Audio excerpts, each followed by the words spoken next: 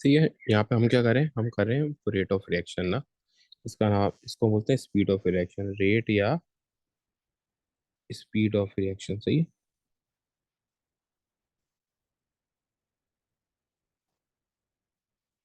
सही। अच्छा देखो ये होता किस तरीके से है। देखो दो चीजें होती हैं जब हम इसमें देखते हैं ना। सबसे पहले ये बात वो समझो। सबसे पहले तो रेट क्या होता है, सबसे पहले इस बात को समझो, रेट क्या होता है। ठीक है। देखो रेट क्या है, रेट का मतलब क्या होता है। यहाँ वैसे तो आप रेट क्या बोलते हैं, किसी चीज की प्राइस को हम रेट बोलते हैं। तो ये क्या बोलते हैं, किसी चीज की प्राइस को रेट बोलते हैं। क्योंकि वैसे रेट क्या होता है, आप किसी भी चीज को टाइम से डिवाइड कर दो उसका रेट बन जाएगा।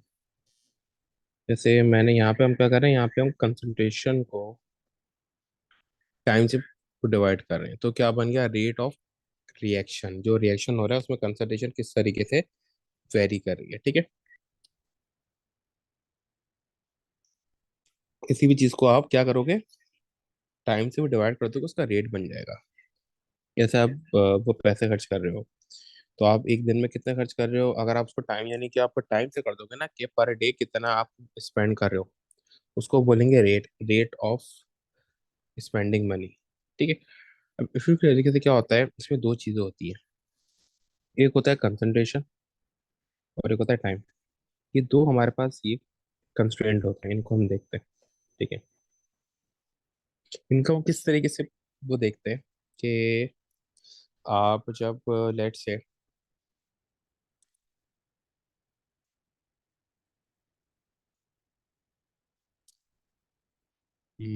अरे हमें पास रिएक्टेंट है,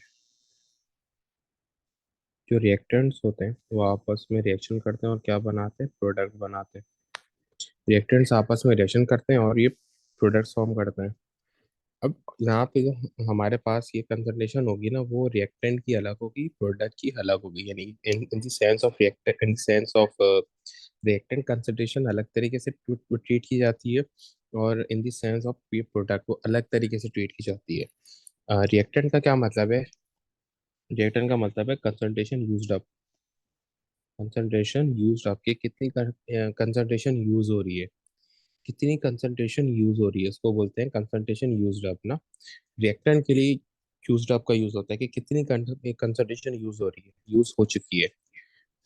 प्रोडक्ट के क्या होता है, कंसंट्रेशन फॉर्म, यानी कितना प्रोडक्ट फॉर्म हो गया है ना। दोनों में, दोनों की थीम अलग है। एक की थीम क्या है कि रिएक्टेंट में तो एक ऑब्वियस सी बात है, रिएक्टेंट में ऑब्वियस सी बात क्या है कि रिएक्टेंट इंक्रीज होता है और रिएक्टेंट डिक्रीज होता है, यूज्ड अप होता है।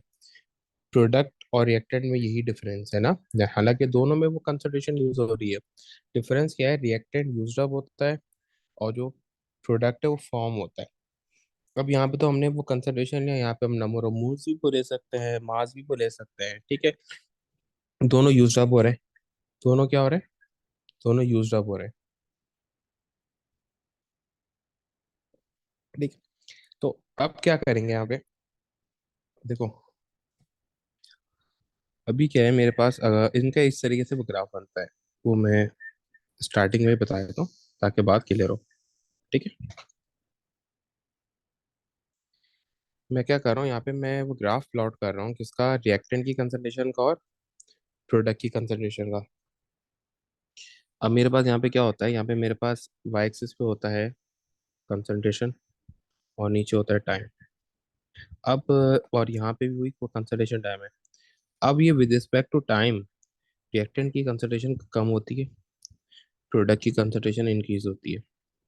रिएक्टेंट की कंसंट्रेशन डिक्रीज होती है और प्रोडक्ट की इंक्रीज होती है। इसलिए देखो जो ग्राफ बना है वो डिक्रीजिंग है, कंसंट्रेशन का ग्राफ और रिएक्टेंट की कंसंट्रेशन का ग्राफ डिक्रीजिंग है।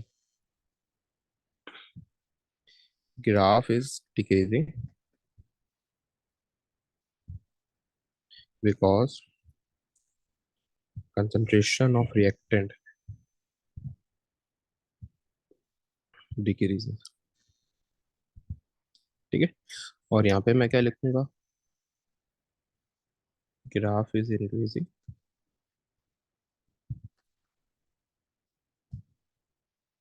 Because concentration of product producing लिख दिया। Because concentration of product increases. ठीक है, इस वजह से इंक्रीजिंग में बना है। सही, ये चीज़ आई वो समझ में। ठीक है, अच्छा देखो ये तो थी इन टर्म्स ऑफ कंसंट्रेशन जो मैंने बताया ना, कि किस तरीके से मेरा रिएक्टेंट यूज अप हो रहा है, यानी कंज्यूम हो रहा है, किस तरीके से मेरा ये प्रोडक्ट फॉर्म हो रहा है ना, दोनों की कंसंट्रेशन। अब होता है क्या, इसको मैं अगर ये मैथमेटिकली डिफाइन करना चाहूँ, अगर मैं इसको मैथमेटिकली डिफाइन करना चाहूँ तो मैं कैसे डिफाइन करूंगा इसको। ये प्रॉब्लम अक्सर आती है ना, देखो अगर मैं इसको रेट को मैथमेटिकली डिफाइन करना चाहूँ तो rate is equals to concentration of reactant used up divided by the time, कि कितने टाइम में यूज्ड अप हो रही है, ये क्या है, मेरा रेट है। और इसी तरीके से प्रोडक्ट में रेट क्या होगा, concentration of product form divide by time,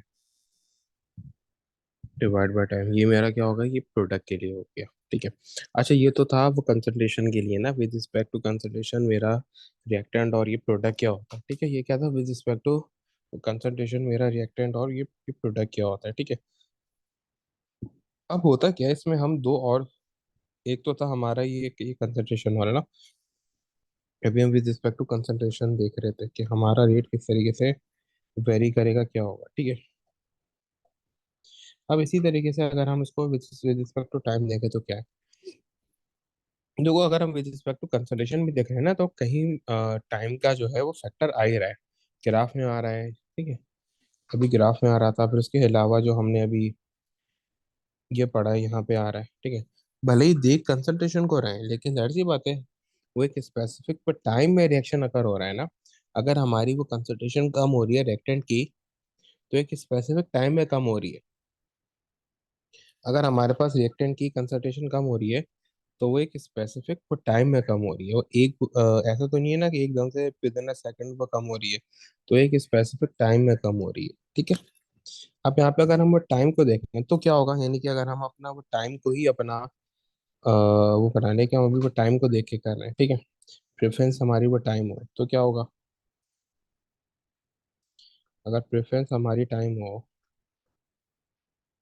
इसका पता है क्या मतलब है, कि अब हमें ये देखना है कि कितने टाइम में कन्वर्जन हो रही है।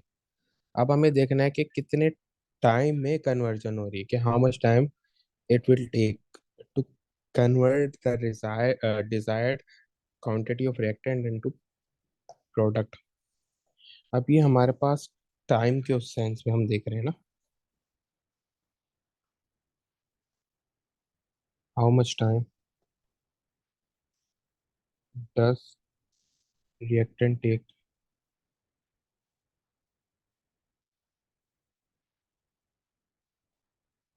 टू डू रिएक्शन, यानी कितना टाइम ले रहा है। अब फर्स्ट करो हमने 5 मिनट्स हमने एक अपना टाइम बना लिया, अब 5 मिनट में जितना भी रिएक्शन होगा हो गया। हम इस तरीके से नोट करें कि 5 मिनट में कितना रिएक्शन हो रहा है हमारा। ठीक है, तो ये विद रिस्पेक्ट टू टाइम था, लेकिन आपके कोर्स में विद रिस्पेक्ट टू यानी कि रेट को majorly with respect to concentration ही ये फेवर किया जाता है, with respect to time favour नहीं किया जाता ना, विद रिस्पेक्ट टू कंसंट्रेशन ही को देखा जाता है। ठीक है, तो हर जगह विद रिस्पेक्ट टू कंसंट्रेशन ही चलता है, कि कितना वो बन रहा है और कितना जो है अ, हमारी कितना जो है वो रिएक्टेंट कम हो रहा है, कितना जो है वो प्रोडक्ट बन रहा है। अच्छा, अब जो रेट है ना हमारा, रेट ऑफ रिएक्शन, यानी किस स्पीड से ना, रेट और स्पीड ऑफ रिएक्शन मैंने यहाँ लिखा हुआ है। अब इसका मतलब है कि ये कितनी स्पीड से आगे बढ़ा है। अब ये इसका जो डिपेंडेंसी होती है वो होती है एक थ्योरी के ऊपर, जिसको बोलते हैं कोलिजन थ्योरी, जिसको क्या बोलते हैं, कोलिजन थ्योरी।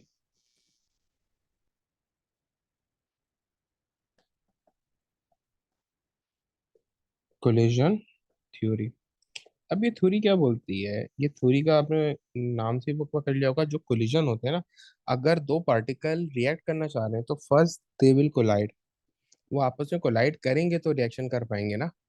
अगर वो कोलाइड करेंगे तो ऐसा है कि वो दोनों, ऐसे ए और बी हैं, ऐसे Na और Cl हैं, दोनों रिएक्ट कर रहे हैं और क्या बन रहा है, ये NaCl। क्या ऐसा ये पॉसिबल है कि ये दोनों NaCl आपस में रिएक्ट ही ना करें।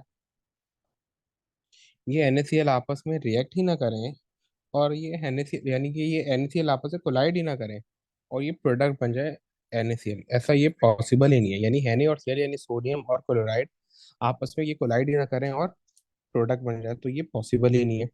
क्या होता है, ये कोलिजन थ्योरी क्या होती है, वो ये बोलती है कि ये मॉलिक्यूल्स या वो पार्टिकल्स जिनको भी रिएक्शन करना है, वो आपस में कोलाइड करते हैं, टकराते हैं, तो रिएक्शन होता है। वो क्या करते हैं, आपस में कोलाइड करते हैं, टकराते हैं, तो रिएक्शन होता है। अच्छा, अब देखो यहाँ पर अब क्या है, जो कोलिजन हो रहा है इसकी दो पॉसिबिलिटीज हैं।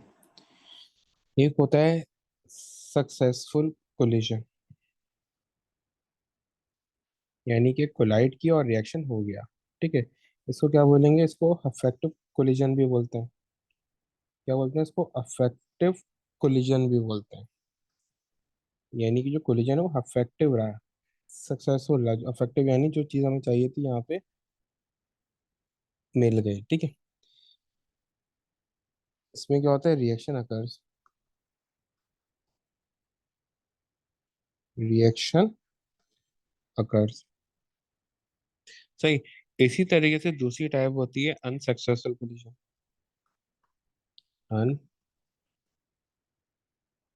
अनसक्सेसफुल कोलिजन, ये अनसक्सेसफुल कोलिजन में क्या होता है कि ये इसको बोलते हैं, या तो फेलियर बोलते हैं, आप फेलियर बोल सकते हो, या इनअफेक्टिव कोलिजन ना, कि कुछ उसका अफेक्ट नहीं है। जो वो आपस में दो, एक एन और एक सीएल टकरा तो रहे हैं, कोलाइड तो कर रहे हैं, लेकिन कुछ आउटकम नहीं मिल रहा। वो टकरा रहे हैं, वापस आ रहे हैं, कोलाइड कर रहे हैं, वापस आ रहे हैं, ठीक है। इसी तरीके से फिर इसको, इसमें क्या होता है, reaction doesn't occur, reaction doesn't occur, reaction occur नहीं हुआ, ठीक है। रिएक्शन अकर नहीं हुआ, ठीक है। अच्छा, फिर देखो, फिर ये इसी तरीके से क्या होता है, अब ये जो सक्सेसफुल और अनसक्सेसफुल कोलिजन है, इसके पीछे चीज क्या है कि जिसकी वजह से ये रिएक्शन कर पा रहे हैं और नहीं कर पा रहे। अगर जैसे कर रहे हैं तो बहुत आहिस्ता कर रहे हैं, ठीक है, और या फिर वो नहीं कर पा रहे ना, यानी जो ये सक्सेसफुल कोलिजन है, अनसक्सेसफुल कोलिजन है, इसका रीजन क्या है कि ये क्यों सक्सेसफुल हो रहा है, क्यों अनसक्सेसफुल हो रहा है। तो देखो, इसका सबसे मेन रीजन होता है एक्टिवेशन एनर्जी। सबसे मेन रीजन क्या है, एक्टिवेशन एनर्जी, ई, एक्टिवेशन एनर्जी।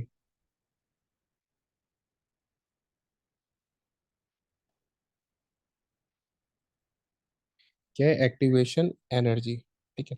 इसका मेन ये चीज है, ठीक है। अच्छा देखो, भी एक्टिवेशन ये एनर्जी होती क्या है,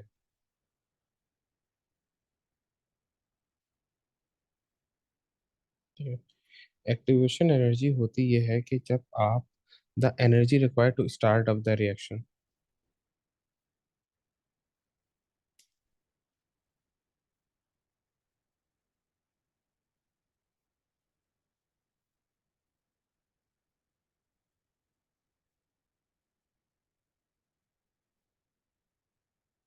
ठीक है। The energy required to start off the reaction is known as activation energy.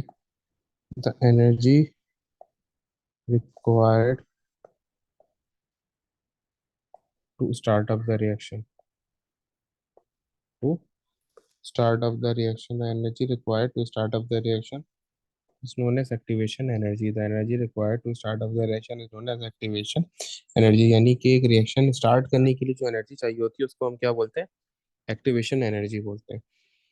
अब जो ये एक्टिवेशन है, ये एनर्जी है, क्या रोल प्ले करती है, क्या होता है, देखो जैसे फर्स्ट करो, मेरे पास ए और बी रिएक्ट कर रहे हैं, यानी in short NaCl he react कर रहे हैं आपस में।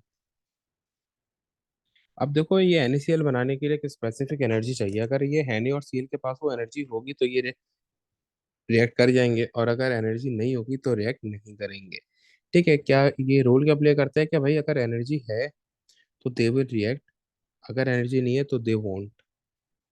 रीजन क्या है कि देखो, हर रिएक्शन की एक स्पेसिफिक एनर्जी होती है, हर रिएक्शन की एक स्पेसिफिक एनर्जी होती है। अगर वो स्पेसिफिक एनर्जी रिएक्शन के अंदर है, अगर वो स्पेसिफिक एनर्जी रिएक्टेंट के अंदर है ना, जैसे ये रिएक्शन है NaCl का, जैसे लेट से इसके लिए एनर्जी चाहिए 25 किलो जूल की ना, मैंने बोला कि भाई 25 किलो जूल की एनर्जी चाहिए इसके लिए। ये कितने की एनर्जी चाहिए? 25 किलो जूल की। कितने की एनर्जी चाहिए? 25 किलो जूल की। अगर ये एनर्जी इसके पास है, यानी हैनी के पास भी 25 है, इन दोनों के पास एनर्जी है, तो ये रिएक्ट कर जाएंगे। अगर नहीं है, जैसे फर्स्ट में के पास 24 भी है, फिर भी ये रिएक्ट नहीं वो करेंगे। तो इसको बोलते हैं कि ये, अगर इनके पास एनर्जी मोर देन 25 है तो सक्सेसफुल कोलिजन होगा, और अगर वो लेस देन 25 है तो अनसक्सेसफुल कोलिजन होगा ना। नॉर्मली ये एनर्जी चाहिए होती है टू ब्रेक द बॉन्ड ना, स्टार्ट करने के लिए चाहिए होती है ना बॉन्ड को ब्रेक। जैसे फर्स्ट करो, यहाँ पे मेरे पास है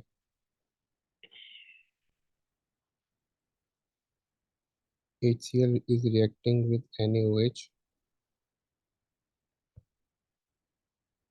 to form NaCl plus H2O। अब यहाँ पे जो ये HCl का बॉन्ड है, इसके लिए कुछ स्पेसिफिक एनर्जी चाहिए मुझे। जो ये HCl का बॉन्ड है, इसको तोड़ने के लिए, यानी स्टार्ट रिएक्शन स्टार्ट करने के लिए कुछ एनर्जी चाहिए। इसको बोलते हैं एक्टिवेशन एनर्जी। लेट से अगर ये 25 है, तो 25 की एनर्जी चाहिए। अब मेरे पास इतनी एनर्जी है ही नहीं, यानी मैंने इतनी एनर्जी दी नहीं है। अगर उस रिएक्शन में इतनी एनर्जी नहीं, तो मैं क्या करता हूँ, एनर्जी प्रोवाइड करता हूँ। ठीक है, लेकिन एनर्जी तो अगर इतनी होगी तो दे विल रिएक्ट, यानी कि ये पहले पीरियड में टूट जाएंगे ना, किसमें? H प्लस में और Cl माइनस में। इसी तरीके से जो NaOH है, उसकी भी कुछ ना कुछ एनर्जी होगी, एक्टिवेशन एनर्जी होगी Na और OH के बॉन्ड की। जब मैं उसको ये एनर्जी रिक्वायर्ड दे दूंगा फर्स्ट, ये एक्स चाहिए इसको, जब मैं मोर देन एक्स एनर्जी दे दूंगा तो ये रिएक्ट कर जाएगा। ठीक है, क्योंकि ये बॉन्ड टूटेगा और इस तरीके से Na प्लस और OH माइनस में चेंज हो जाएगा। तो यहाँ से फिर क्या होगा, ये H, ये तो ये H प्लस और ये OH आपस में करेंगे, और ये Cl और N प्लस करेंगे, तो फिर ऑटोमेटिकली अट्रैक्शन होती है ना, अपोजिट चार्जेस है। तो इसके लिए तो एनर्जी देनी देते नहीं है। जब एक दफा बॉन्ड टूट जाए ना, आपने रिएक्टेंट प्रिपेयर कर दिया। सर एक्टिवेशन एनर्जी क्या करती है? रिएक्टेंट को प्रिपेयर करती है टू गेट रिएक्टेड। अब जाहिर सी बात है, एक्टिवेशन एनर्जी तो रिएक्शन नहीं करेगी ना, एनर्जी प्रिपेयर करती है। जैसे वो लेट से आप कहीं कोई काम कर रहे हो, तो एनर्जी वो काम करती है कि आप जैसे अभी क्लास ले रहे हो, तो क्या एनर्जी क्लास ले रही है? नहीं, एनर्जी आपको प्रिपेयर करती है to do classes, to take classes. इसी तरीके से जो एक्टिवेशन एनर्जी वो प्रिपेयर करती है टू डू रिएक्शन ना, वो रिएक्टेंट को प्रिपेयर कर देती है। जैसे कोई एलिमेंट है H2, मैंने इक्वेशन लिखी H2 और I2, ये क्या बन गया? HI। अब ये रिएक्टेंट नहीं है अभी, ये रिएक्टेंट है ही नहीं ना, ये रिएक्टेंट है। ये तो अपने आम मॉलिक्यूल हैं। अब हमें इनको प्रिपेयर करना पड़ेगा रिएक्टेंट के लिए, यानी एच अलग और आई अलग। एच अलग, दोनों एच अलग अलग और आई अलग अलग होंगे। सही है। इसको बोलते हैं रिएक्टेंट, यानी कि आपने उनको रिएक्शन के लिए प्रिपेयर कर देना है, इनफ एनर्जी उनके पास है, अब वो रिएक्ट कर जाएंगे। ठीक है, इस तरीके से।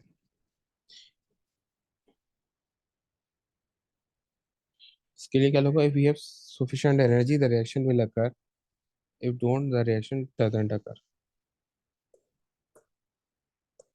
If we have energy more और equal to activation energy, the reaction will happen।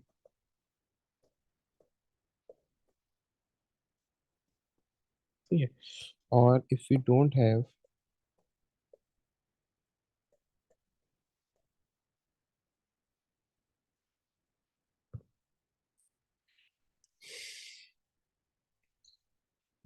have energy more or equal to EA, the reaction won't happen।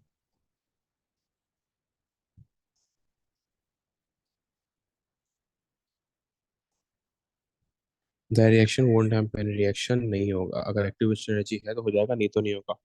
अच्छा, ये तो था एक्टिवेशन एनर्जी। इसी तरीके से एक दूसरी चीज होती है, वो होती है फ्रीक्वेंसी।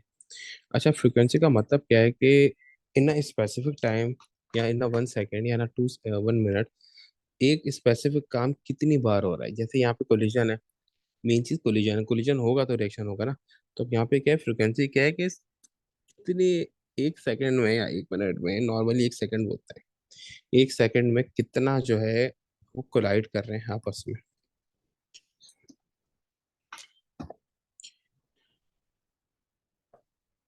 फ्रीक्वेंसी का क्या है, क्या लिखूंगा, how much they are colliding in a given time.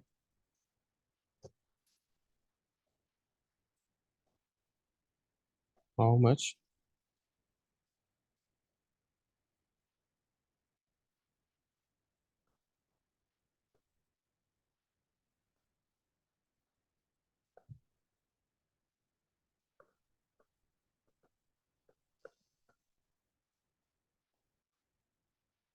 ना, गिवन टाइम। इसको इन शॉर्ट ये भी बोल सकते हैं कि rate of collision, rate of collision भी बोल सकते हैं। ठीक है, कि कितने रेट से ये यानी कितना जो है वो कोलिजन कितना टाइम में कितना कोलाइड कर रहा है। अगर फ्रिक्वेंसी ज़्यादा है कोलिजन की तो रेट ऑफ रिएक्शन भी तेज होगा, अगर फ्रिक्वेंसी कम है तो रेट ऑफ रिएक्शन भी कम होगा।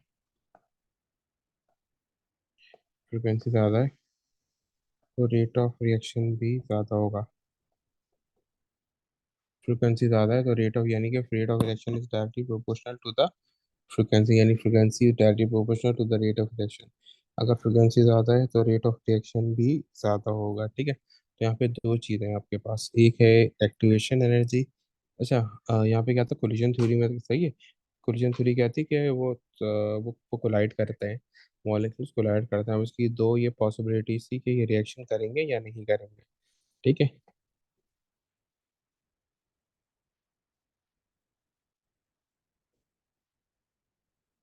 ठीक। इनकी दो ये पॉसिबिलिटीज थी, एक थी सक्सेसफुल कोलिजन यानी कि ये रिएक्ट कर लेंगे, इसको अफेक्टिव कोलिजन भी बोलते हैं यानी रिएक्शन हो रहा है। और एक था अनसक्सेसफुल कोलिजन यानी कि फेलियर या इनअफेक्टिव कोलिजन ना, कोलिजन इनअफेक्टिव हो रहा है यानी कि रिएक्शन डजंट अकर, रिएक्शन नहीं हो रहा। इसी तरीके से एक्टिवेशन जो कहती है, the energy required to start up the reaction ना, एक ऐसी एनर्जी जो रिएक्शन को स्टार्ट से, एक बात याद रखना, ये कोई रिएक्शन को बिल्कुल एंड तक ले जाने की एनर्जी नहीं है। असल में क्या होता है, जो आपके एलिमेंट होते हैं वो अभी रिएक्टेंट के लिए प्रिपेयर नहीं होते, वो तो आज जैसे फर्ज करो ये Na है, Na तो अभी एलिमेंट है, NaCl कैसे बनेगा, Na लूज करेगा और Cl गेन करेगा। अब Na को लूज के लिए ये प्रिपेयर करना है और Cl को गेन के लिए प्रिपेयर करना है। तो ये जो ये प्रिपेयर कर रही है ना Na को टू लूज इलेक्ट्रॉन, और जो Cl को ये प्रिपेयर करना है, ये एक सर्टेन एनर्जी पे होता है। इस एनर्जी को बोलते हैं एक्टिवेशन एनर्जी। ठीक है, फिर उसके बाद अगर ये एक दफा हो जाए तो ये खुद ब खुद अपना रिएक्शन स्टार्ट कर देते हैं सर, उनको ये एनर्जी मिल जाए। ठीक है, फिर चीज थी फ्रिक्वेंसी। फ्रिक्वेंसी कहती है how much they are colliding in a given time, यानी वो कितना ज्यादा कोलाइड कर रहे हैं, इसको रेट ऑफ कोलिजन भी बोलते हैं। यानी कि कितने टाइम में कितना कोलिजन हो रहा है, कितना फ्रिक्वेंट कोलिजन हो रहा है, how much they are colliding in a given time ना। फ्रिक्वेंसी किसी भी काम को करने के लिए, यानी कि एक सेकंड में कितना काम हो रहा है ना, जिसमें सांस ले रहा हूँ तो मैं कितनी सांस ले रहा हूँ, ये क्या होगी, फ्रिक्वेंसी ऑफ ब्रीथिंग। ठीक है, इसी तरीके से इसको बोलते हैं रेट ऑफ कोलिजन भी बोल सकते हैं, क्योंकि आप टाइम भी नीचे रखते हो ना। और दूसरा है कि जो फ्रिक्वेंसी और डायरेक्टली प्रोपोर्शनल होती है रेट ऑफ रिएक्शन के, जितनी फ्रिक्वेंसी ज़्यादा होगी उतना ही रेट ऑफ रिएक्शन भी आपका ग्रेटर होगा। ठीक है, यहाँ तक हो गया। अच्छा देखो, फिर क्या है कि अब जो ये रेट ऑफ रिएक्शन है ना, अब कुछ चीज़ें इसको अफेक्ट करती हैं। रेट ऑफ रिएक्शन है तो कुछ चीज़ें क्या करती हैं, इसको अफेक्ट करती हैं। अफेक्ट किस सेंस में करती हैं,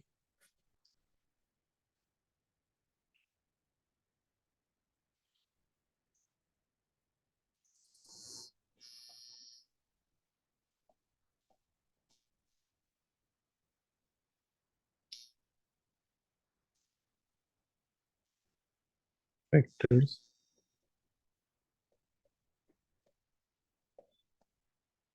affecting the rate of reaction.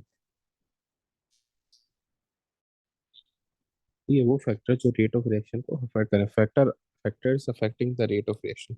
देखो इन फैक्टर्स में सबसे पहले क्या आता है, सबसे पहले आपका आता है कंसंट्रेशन। ठीक है,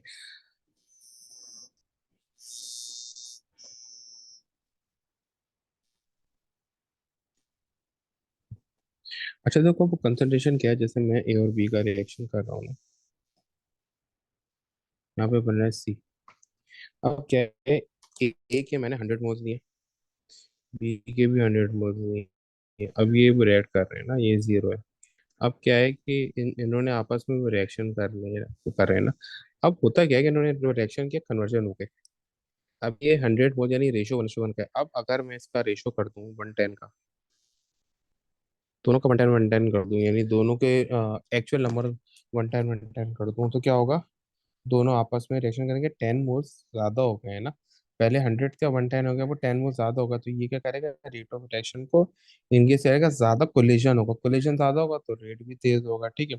इसी तरीके से 150 करूंगा तो और तेज होगा, ठीक है, क्योंकि कुछ मॉलिक्यूल्स के पास एनर्जी ज्यादा होती है कि जो मॉलिक्यूल्स मैंने ऐड करें इनके पास है ये एनर्जी ज्यादा है, तो ये और तेजी से रिएक्शन करेंगे। लेकिन एक सिनेरियो उसका ऐसा होता है कि जिसमें कंसंट्रेशन इंक्रीज करने से भी रेट ऑफ कोई फर्क नहीं पड़ता। तो ये एक इसमें केस ऐसा होता है कि कंसंट्रेशन इंक्रीज करने से भी रेट में कोई फर्क नहीं पड़ता। वो क्या होता है कि आपने इसको कर दिया 150 और इसको रहने दिया 100, एक को आपने कर दिया 150 और एक को रहने दिया 100। तो इससे होता क्या है कि देखो, अभी जो रेशो आपके पास था, रेशो था 1:1 का, यानी 100 इसके 100 से रिएक्ट कर रहे थे। अब जो 50 मैंने मजीद ऐड करे वो किसके साथ रिएक्ट करेंगे? वो भी तो इसी 100 की के ऊपर आएंगे ना। अभी जो ऑलरेडी जो मेरे पास 100 है उनका क्या होगा? उनका मैं हजार डालूंगा क्या, जो पहले रिएक्शन कर रहे थे। तो ये 50 डालना तो मेरे लिए कुछ ये फेवरेबल है ही नहीं, बेनिफिशियल है ही नहीं। क्यों? क्योंकि एक मोल एक से रिएक्ट कर रहा है, पहले ही 100 से कर रहे थे, अगर मैं 50 ऐड कर दूंगा तो कुछ फर्क ही नहीं पड़ना है। ओके। तो यहाँ पे मुझे क्या करना है? दोनों की कंसंट्रेशन इंक्रीज करनी है, ठीक है।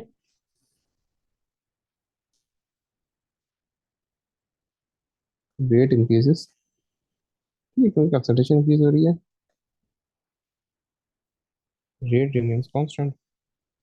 रेट रिमेन्स कांस्टेंट, यानी रेट पे कुछ फर्क ही नहीं पड़ रहा, ठीक है। रेट रिमेन्स कांस्टेंट, सही। अच्छा, इसी तरीके से फिर आगे देखो, कंसंट्रेशन क्या होती है? डायरेक्टली प्रोपोर्शनल होती है रेट के ना, जितनी मैं कंसंट्रेशन बढ़ाऊंगा उतना ही रेट भी इंक्रीज होगा। लेकिन जो अभी बात बताइए उसको ध्यान में रखना, यानी कि आपने दोनों इंक्रीज करने, सिर्फ एक इंक्रीज नहीं करना। अगर सिर्फ एक इंक्रीज करोगे तो कुछ फायदा नहीं।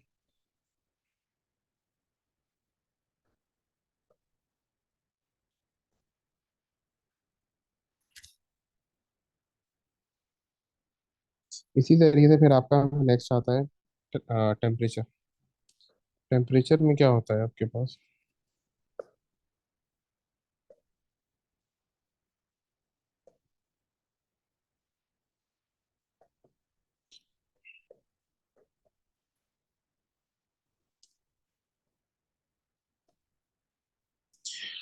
टेम्परेचर में आपके पास ये होता है कि जैसे लेट से आप टेम्परेचर इंक्रीज कर रहे हो, इससे होगा क्या? असल में तो कोलिजन देखना है ना। अगर कंसंट्रेशन ज्यादा है तो मॉलिक्यूल्स को करीब करीब आ जाएंगे, अगर आप कंसंट्रेशन बढ़ाओगे तो मॉलिक्यूल्स को करीब करीब आ जाएंगे। जब वो करीब करीब होंगे तो वो कोलाइड ज्यादा करेंगे, कोलाइड ज्यादा करेंगे, वो रेट ऑफ रिएक्शन भी तेज होगा। तो असल में आपने कोलिजन देखना है कि कोलिजन किस में कम हो रहा है, किस में ज्यादा हो रहा है। अगर लेट से कोलिजन किसी भी चीज X Y Z by any means अगर कोलिजन बढ़ रहा है, तो इट मीन्स कि आपका रेट ऑफ रिएक्शन भी बढ़ रहा है ना। एक तो ये हॉबी सी बात है कि जब आप कंसंट्रेशन बढ़ा रहे हो, तो जितनी स्पेस में पहले 100 मोल्स है उतनी ही स्पेस से 150 मोल्स आ गए वो दोनों के, तो मॉलिक्यूल्स करीब करीब हो जाएंगे, करीब करीब आएंगे, तो एक ऑब्वियस सी बात है कि कोलाइड ज्यादा करेंगे। टेम्परेचर का क्या है? अगर मैं टेम्परेचर इंक्रीज कर रहा हूँ, अगर मैं टेम्परेचर इंक्रीज करता हूँ तो काइनेटिक एनर्जी बढ़ती है, और काइनेटिक एनर्जी इक्वल होती है हाफ एम वी स्क्वायर के। यानी कि ये डायरेक्टली प्रोपोर्शनल है काइनेटिक एनर्जी किससे? वॉल्यूम से। काइनेटिक एनर्जी डायरेक्टली प्रोपोर्शनल है वॉल्यूम से। तो स्पीड से, ये स्पीड है वॉल्यूम नहीं है। स्पीड यानी वॉल्यूम, मो motion of a body, movement of a body. ये क्या है? स्पीड है यानी मूवमेंट ऑफ अ बॉडी या मोशन ऑफ अ बॉडी। क्या होगा? बॉडी ज्यादा मूव करेगी, जो भी वो पार्टिकल है वो ज्यादा मूव करेगा, ठीक है। तो स्पीड भी क्या होगा, यानी मूवमेंट भी क्या होगी? ज्यादा हो गई। मूवमेंट जब ज्यादा होगी, स्पेस अभी भी वही है, पहले एनर्जी कम थी, टेम्परेचर कम था तो एनर्जी कम थी। अब जो टेम्परेचर इंक्रीज किया तो काइनेटिक एनर्जी भी इंक्रीज हो गई, तो स्पीड भी इंक्रीज हो गई। तो क्या होगा, मॉलिक्यूल ज्यादा टकराएंगे आपस में, ज्यादा प्रेशर बिल्डअप होगा, रेट ऑफ रिएक्शन तेज होगा। क्या हो रहा है, कोलिजन इंक्रीज हो रहा है, इससे रेट ऑफ रिएक्शन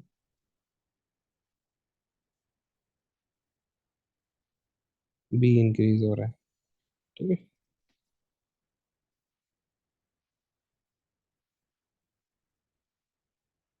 टेम्परेचर बढ़ाने से रेट ऑफ रिएक्शन इंक्रीज हो रहा है हमारा। ठीक है। अब इसके आगे क्या रखूंगा, rate is temperature is directly proportional to the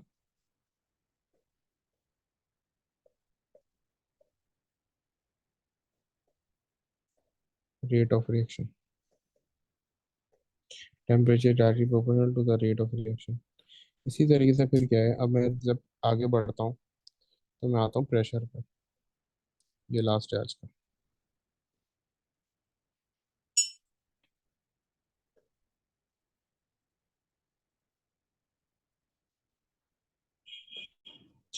pressure क्या होता है, कि प्रेशर का मतलब है प्रेशर बनता कैसे।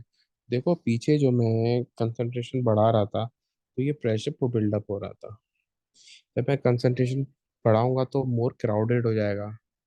मोर क्राउडेड होगा तो जब वो एक दूसरे को टकराएंगे तो प्रेशर को बिल्डअप होगा ना। यानी कोलिजन और प्रेशर एक दूसरे के वाइस वर्सा है। अगर कोलिजन बढ़ेगा तो प्रेशर भी बढ़ेगा, और प्रेशर बढ़ेगा तो कोलिजन भी बढ़ेगा। ठीक है। क्या कोलिजन बढ़ेगा तो प्रेशर बढ़ेगा, और प्रेशर बढ़ेगा तो कोलिजन भी बढ़ेगा। तो एक obvious सी बात है कि अगर एक जगह पे पहले वो 10 मोल से अब 20 मोल्स आ गए, या 20 पार्टिकल्स आ गए, 20 मॉलिक्यूल्स आ गए, आइंस आ गए, एटम्स, एलिमेंट जो भी है, तो क्या होगा कि हमारी जो प्रेशर है वो बढ़ेगा ना। सही है? अगर आप किसी गाड़ी में बैठ रहे हो और पीछे आप वो बैक सीट पे दो लोग बैठ गए तो दे विल सिट कंफर्टेबली। लेकिन अगर दो और आ जाएं तो क्या होगा, वो सब एक जो चार एक दूसरे के ऊपर प्रेशर एक्सर्ट करें, तुम यहाँ आ जाओ, तुम यहाँ आ जाओ। ठीक है, ये क्या है, ये प्रेशर एक्सर्ट करना है। ये क्या कर रहे हैं, एक दूसरे के ऊपर प्रेशर एक्सर्ट कर रहे हैं। अब होता क्या है कि प्रेशर करने से, इंक्रीज करने से सही, when molecules come close to each other,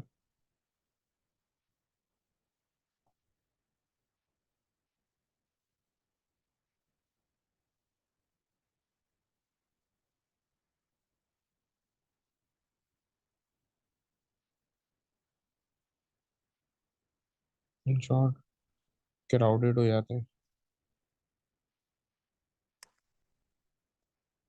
सो ये apply pressure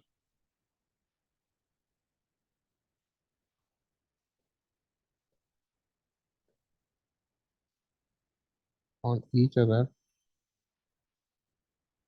so more collision will occur,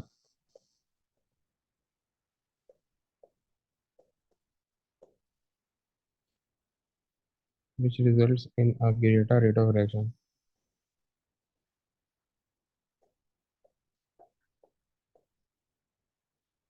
Greater rate of reaction। तो ये यानी कि प्रेशर क्या है, डायरेक्टली प्रोपोर्शनल है किसके, रेट ऑफ रिएक्शन के। तो ये प्रेशर क्या है, डायरेक्टली प्रोपोर्शनल है रेट ऑफ रिएक्शन के। ठीक है, इस तरीके से ये होता है पूरा ना, कि प्रेशर क्या है, डायरेक्टली प्रोपोर्शनल है रेट ऑफ रिएक्शन के।